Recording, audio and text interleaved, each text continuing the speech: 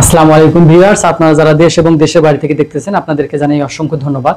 আজকে আমরা 1200 square feet জায়গার ভিতরে 4 রুম এবং 2টি toilet, kitchen room, dining plus drawing এরকম জায়গার ভিতরে আমরা ইটের গাঁথনি করতে কতগুলো ইট, সিমেন্ট, বালি লাগবে এবং কত টাকা খরচ হবে আমরা এই বিষয় নিয়ে আজকে জানবো। অনেকেই প্রশ্ন করে থাকেন যে আমার 1000 স্কয়ার ফিট বা 800 স্কয়ার ফিট, 700 স্কয়ার ফিট এই জায়গার ভিতরে ইট কতগুলো লাগে এবং বালি কতগুলো, সিমেন্ট কতগুলো। আসলে সব সময় তো উত্তর দেওয়া সম্ভব হয় না। এই কারণে আজকে 1200 স্কয়ার ফিটের জায়গার ভিতরে আমরা এই হিসাবগুলো বের করব। এইভাবে আপনারা আপনাদের হিসাবগুলো বের করতে পারবেন খুব সহজেই। তো প্রথমেই যে জিনিসগুলো আমাদের একটু নজর দিতে হবে তা হচ্ছে এখানে কিছু গ্যাপ থাকবে, যেমন জানালা, দরজা, এই জায়গাগুলোতে গাঁথনি হবে না, এই কারণে এগুলো বাদ দিতে হবে। এই কারণে আমাদের এখানে একটা জিনিস জানতে হবে যে আমাদের এই মাপগুলো কত করে, অর্থাৎ W1 যদি আমরা ধরি, এখানে W1, এখানে W1, এখানে W1, এখানে W1, W1, W1, W1, W1, এই যে W1 তাহলে কয়টা আমাদের 1 2 3 4 5 6 7 8, এই যে 8টা হচ্ছে আমাদের W1 বা উইন্ডো 1। এর মাপটা হচ্ছে 5 ফিট বাই 4.5 ফিট, 4 ফিট 6 ইঞ্চি। এটা গেল W1। এখন W2 আমরা কোনটাকে ধরতেছি, আমরা এই যে কিচেন রুমের যে জানলাটা আছে এইটা আমরা ধরবো 4 ফিট বাই 4.5 ফিট। তাহলে আমাদের এখানে কয়টা আছে, একটা, এই যে আমরা একটা দিলাম গুণন 4 ফিট বাই 4 ফিট 6 ইঞ্চি আমরা দিয়ে দিলাম। এখন এই যে ছোটগুলো দেখতেছেন এগুলো হচ্ছে হাই উইন্ডো, এগুলো হচ্ছে আপনার যে টয়লেটের হাই উইন্ডোগুলো উপরে থাকে সেগুলো হচ্ছে ছোট মাপ। এর মাপ হচ্ছে আমরা এটাকে W3 ধরলাম। আমাদের কয়টা আছে, একটা, দুইটা, তাহলে 2 গুণ দিলাম। আমাদের মাপটা কত হচ্ছে 2 ফিট বাই 1.5 ফিট, অর্থাৎ 1 ফিট 6 ইঞ্চি। এই যে আমরা দিয়ে দিলাম, এখানে হবে 1 ফিটে যেহেতু 1.5 ফিট, 1.5 ফিট আমরা লিখতে পারি যে এই যে 1.5 ফিট বলতে এই যে 1 ফিট আর এখানে 6 ইঞ্চি, ঠিক আছে। এখন আমরা আর আমাদের লাগবে এখানে দরজার মাপ, অর্থাৎ এখানে আমাদের রুমের যে দরজা আছে 1 2 3 4, 4টা আমাদের রুমের দরজা। এই দরজাগুলোকে আমরা 1 দ্বারা চিহ্নিত করতে পারি। এটা হচ্ছে 1 1 1 1, এই 1 হচ্ছে আমাদের 4টা, আমরা 4 এখানে লিখলাম। এই দরজার মাপ হচ্ছে আমাদের 3 feet 4 inch, 3 feet 4 inch by যে হাইটটা থাকবে সেটা হচ্ছে 7 ফিট। এবার আসি আমরা D2, আমরা D2 ধরতেছি। এখানে যে কিচেন রুম আছে এটাকে D2 ধরলাম। D2 আমাদের কয়টা আছে, একটা, আমরা 1 দিলাম। এই মাপটা হচ্ছে আমরা এখানে 3 ফিট দিব, 3 ফিট বাই 7 ফিট। এবার D3 আমরা চলে আসব। D3 আমাদের কোথায় কোথায় হবে, এই যে আমাদের এখানে অ্যাটাচ টয়লেট, কমন টয়লেট, 2 বারান্দা বা ব্যালকনি, তাহলে 1 2 3 4, এই 4টা হবে আমাদের D3। এই D3 মাপ হচ্ছে 2.5 ফিট, অর্থাৎ 2 ফিট 6 ইঞ্চি বাই হচ্ছে 7 ফিট। আমাদের কিন্তু ডিটেকশন যেগুলো এগুলো কিন্তু আমরা করে নিয়েছি। এখন আমরা সুন্দরভাবে ইটের পরিমাণ বের করব এবং এর সাথে আমরা খরচটা বের করব।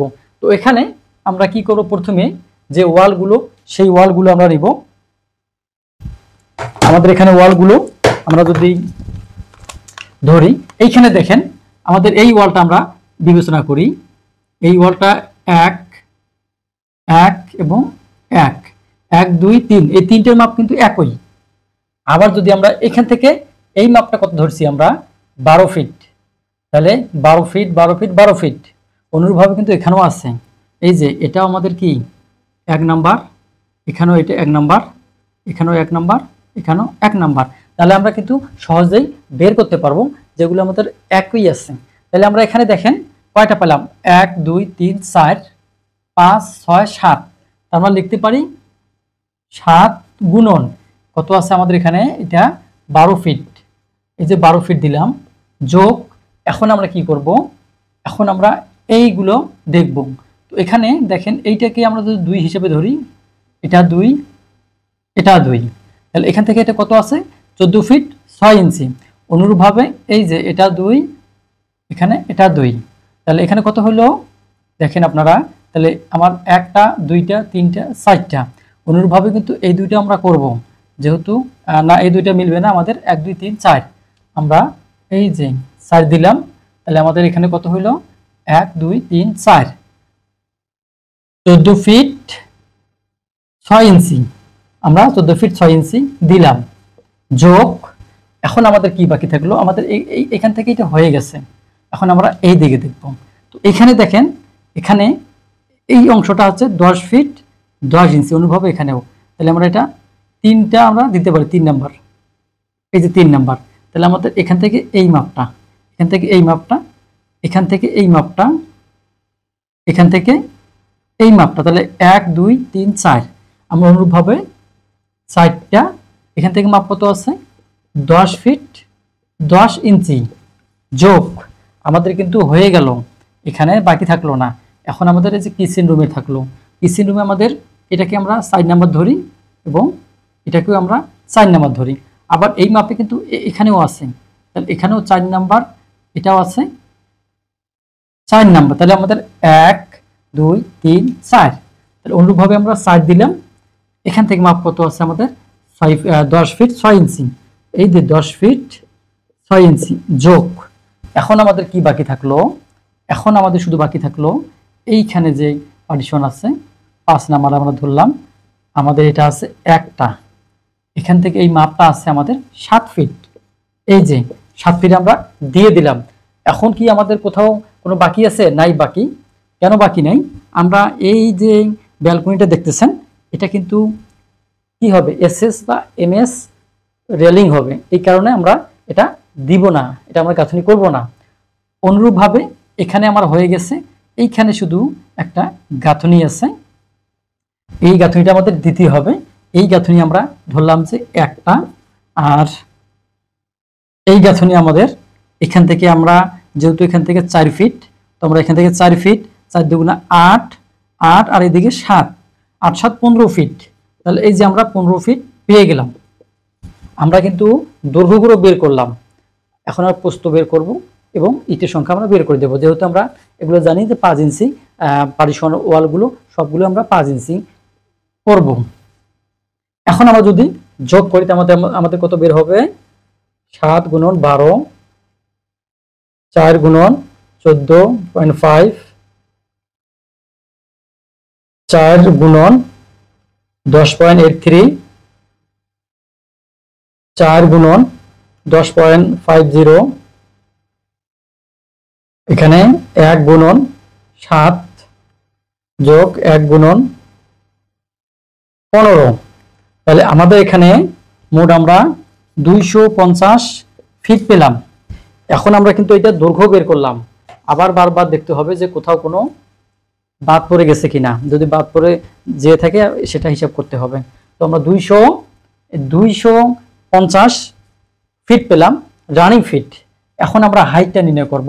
এই হাইট নির্ণয় করার জন্য আমাদের যে কাজটা হবে তা হচ্ছে, যেহেতু আমরা জানি যে একটা ফ্লোর থেকে অন্য একটা ফ্লোর পর্যন্ত, অর্থাৎ একটা ফ্লোর থেকে অন্য যে ফ্লোর থাকবে সেটার টপ পর্যন্ত 10 ফিট।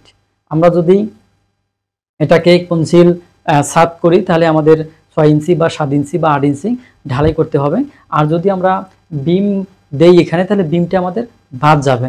তো যাই হোক, আমরা মনে করলাম যে আমাদের এটা যে স্ল্যাবটা এটা হচ্ছে কনসিল স্ল্যাব, এই কারণে নিচে কোনো বিম নাই, এই কারণে আমরা 6 ইঞ্চি বাদ দিলাম। তাহলে আমাদের হাইটটা কত হবে?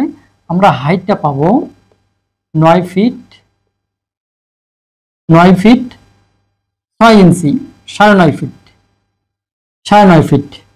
এখন আমরা এইটাকে 9.5 দ্বারা গুণ দেব 9.5, তাহলে আমাদের এখানে মান আসবে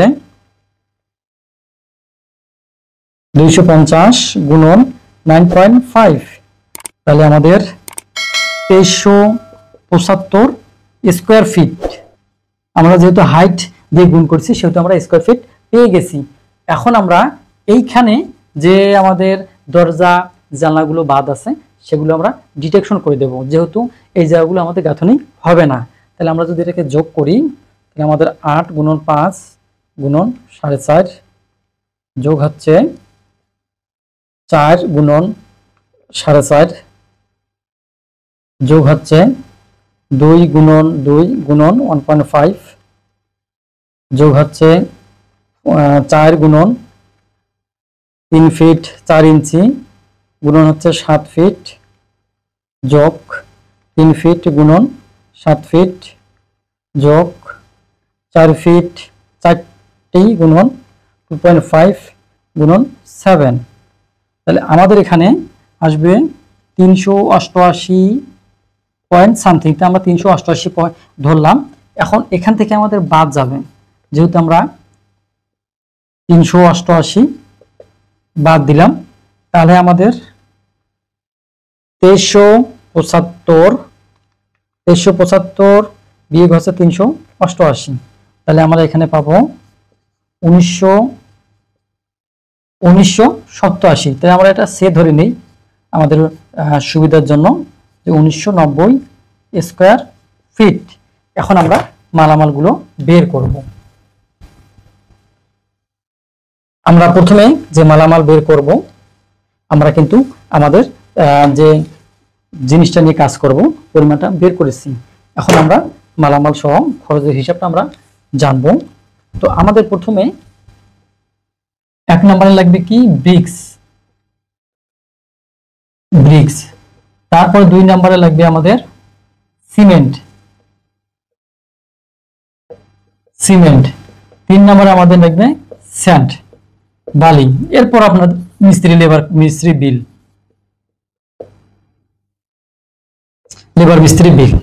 এখন আমরা এখান থেকে আমাদের ব্রিক এখানে কত আছে 1990।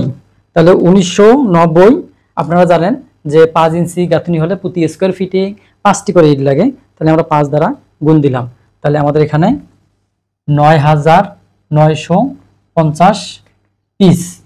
এই 9950 পিস। তো আপনারা যখন কিনবেন তখন 10,000 কিনতে হবে। এরপরে সিমেন্ট আসিং, আমাদের সিমেন্ট লাগবে এখানে কত আছে 9950। সেই ক্ষেত্রে আমাদের প্রতি 1000-এ আমরা 5টা করে ধরবো। তাহলে 9000 আমরা 10,000 ধরি, 10,000 আমরা ধরি। তাহলে প্রতি 1000-এ আমরা 5টা করে ধরলে আমাদের এখানে 50 ব্যাগ সিমেন্ট লাগবে, 50 ব্যাগ সিমেন্ট। এখন আমরা বালি নির্ণয় করব। বালি আমরা 50 ব্যাগের জন্য 1:4 অর্থাৎ 1 ভাগ সিমেন্ট হলে 4 ভাগ বালি হবে। সেক্ষেত্রে আমাদের এখানে বের হবে 50 গুণন 4 গুণন দেব আমরা, আমাদের এখানে প্রায় 300 সিএফটি বালি লাগবে। আমরা বালির হিসাব সিমেন্ট হিসাব বের করলাম। এখন আমরা বিল বের করব, অর্থাৎ আমরা লেবার মিস্ত্রি বিল বের করব। আর এই লেবার মিস্ত্রির যে মজুরি বা যে বিল, এই বিলটা কিন্তু জায়গা বিশেষে কম বেশি হবে। আমি বারবার বলি যে সব জায়গায় রেট একই হবে না, কোনো জায়গায় বেশি হবে, কোনো জায়গায় কম হবে।